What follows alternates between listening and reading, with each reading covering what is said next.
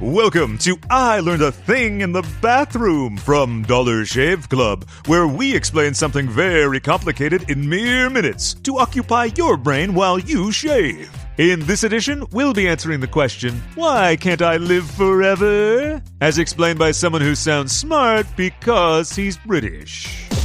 We're going to skip over the usual philosophical questions of would you or should you live forever and jump straight into the important part. Can you be immortal?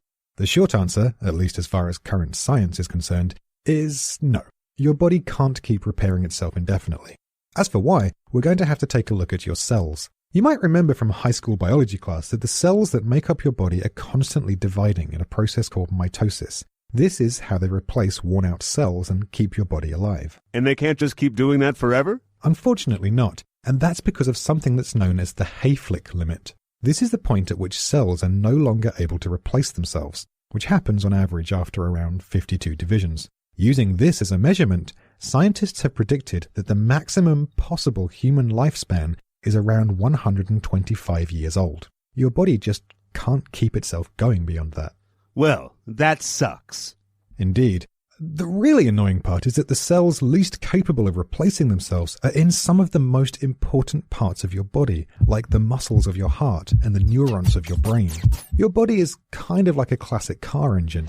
It's a bunch of distinct parts working together, and over time, pieces will wear out that you simply can't replace. At that point, it's off to the scrapyard. But some animals can live much longer than 125 years, right? That's true. Greenland sharks are known to live to over 500 years old, which is pretty incredible. But everything has an expiration date for one reason or another. Take lobsters. You may have read the news report that called them, quote, biologically immortal, which is true to a certain extent. They don't age the way we do. They never stop growing, and they never lose the ability to reproduce. But they eventually die from exhaustion after constantly outgrowing their shells and having to claw their way out.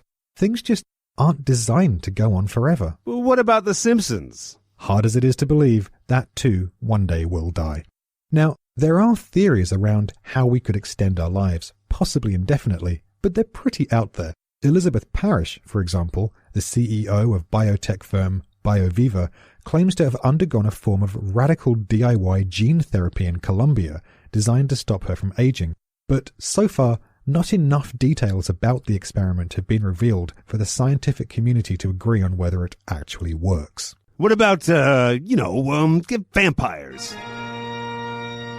They don't exist? Okay, but where did the idea of them being immortal come from? Isn't there any science behind it? Well, it's funny you should ask that. There is an experimental field called parabiosis. To put it in its most simple terms, the idea is that you would frequently replace your own blood with the blood of a much younger person, thus prolonging your life.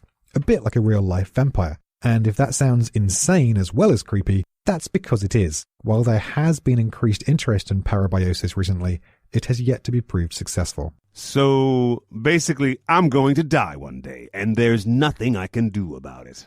Pretty much. Well, this was a bummer. Sorry.